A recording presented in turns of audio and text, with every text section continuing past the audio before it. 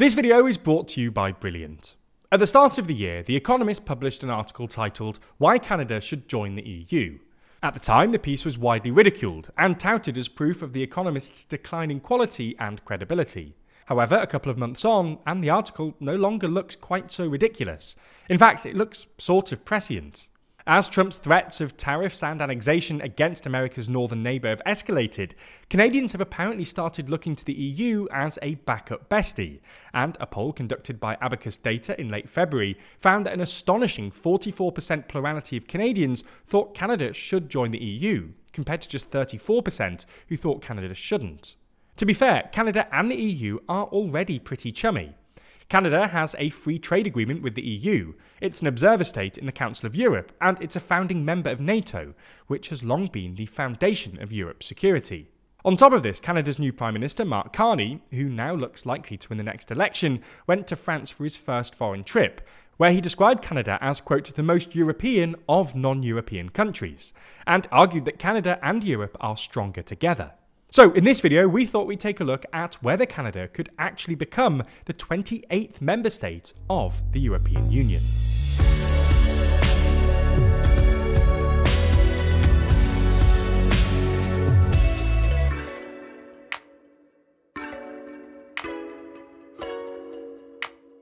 Never miss a major news story by listening to the Daily Briefing, TLDR's daily rundown of everything you need to know. Listen along in your favourite podcast app or by clicking the link in the description. So let's get straight into it. The short answer to this question is no. Canada won't be joining the EU anytime soon. Now, you might think that this is simply down to geography. After all, Article 49 of the EU's founding treaty states that only European states can apply for membership. And Canada isn't obviously European. But we don't think this is actually disqualifying. For starters, Article 49 doesn't define what it means by European, and this is obviously a contested concept. The EU's predecessor, the European Community, tried to answer this question more precisely in a 1992 document titled Europe and the Challenge of Enlargement. But they basically concluded that a strict definition was impossible, admitting that the term European, quote, combines geographical, historical and cultural elements, and that it is neither possible nor opportune to establish now the frontiers of the European Union, whose contours will be shaped over many years to come. Culturally, Canada has pretty European vibes. It's a European-style social democracy, with a well-developed welfare state and deep historical links to both France and the UK. The geographical definition of Europe is also clearly elastic. After all, Cyprus is geographically closer to West Asia than continental Europe, and Malta is geographically closer to North Africa. Turkey is also generally considered a mostly West Asian country, but it's nonetheless an official EU candidate country, and Algeria, which is obviously in Africa, not Europe, was included in the European Economic Community until its independence from France in 1962. It's also true to say that Canada shares a close sea border with the EU via Saint-Pierre-et-Miquelon, a French territory off the coast of Newfoundland, and a land border with the territory of an EU member state via Greenland, although we should say that Greenland isn't actually part of the EU. Canada and Denmark actually used to have a hilariously amicable border dispute over a tiny island called Hans Island, which sits in between the Canadian territory of Nunavut and northern Greenland. In 1984, Canadian soldiers briefly visited the island, leaving a Canadian flag and a bottle of Canadian whiskey. Later that year, Danish officials responded by replacing the Canadian flag with a Danish flag and the whiskey with a bottle of Danish schnapps. The two countries continued this dance, known as the Whiskey War, for 40 years, intermittently exchanging their national flags and boozes. This lasted until 2022, when, in the aftermath of Putin's invasion of Ukraine, they divided the island in two, intended as a symbolic proof that border disputes can be resolved peacefully.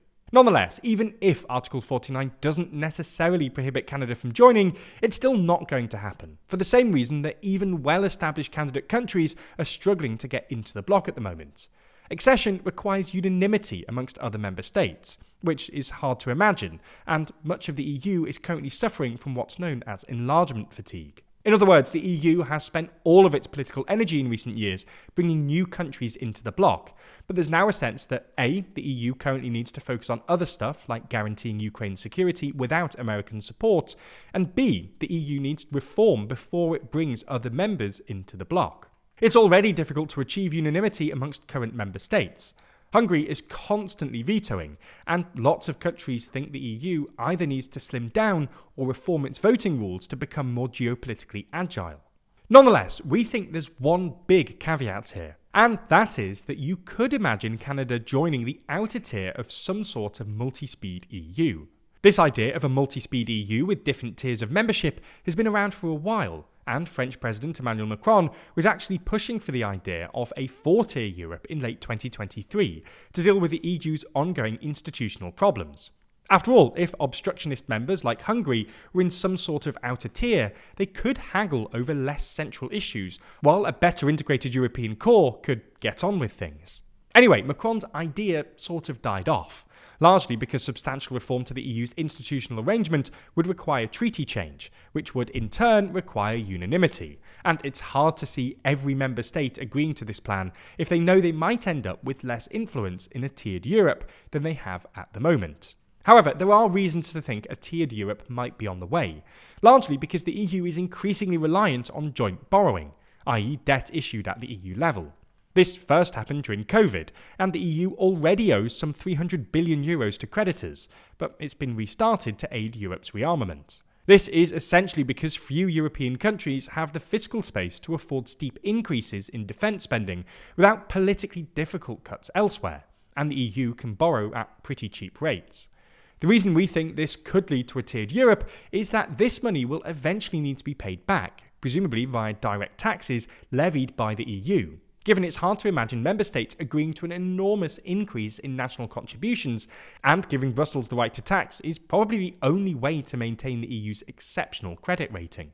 This will probably create a core of countries who are happy to join in a European fiscal union, and an outer shell who aren't, and who would then be excluded from future joint borrowing initiatives. Canada might qualify for this outer core, and well, this could be a pretty good deal. After all, Canada is a big, empty, mineral-rich country, while Europe is densely populated and mineral-poor.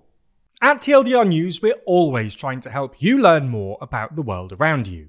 Luckily for us, our sponsor this week, Brilliant, shares this same commitment, with thousands of lessons in maths, science, programming, and AI. And not only that, their interactive lessons teach you by doing, instead of just asking you to mindlessly memorize stuff. This helps you build your critical thinking skills and become a better thinker. For instance, Brilliant's newly updated maths courses help you establish a strong foundation in algebra. It then helps you build on this, teaching you how to conquer calculus, all while maintaining an emphasis on problem solving and reasoning. The thing I like best about this, though, is that their mathematical courses help you develop your mathematical intuition and fluency, skills that you can use in the real world. As we've told you before, data skills are absolutely necessary for navigating the modern world, and Brilliant is the best way to get them.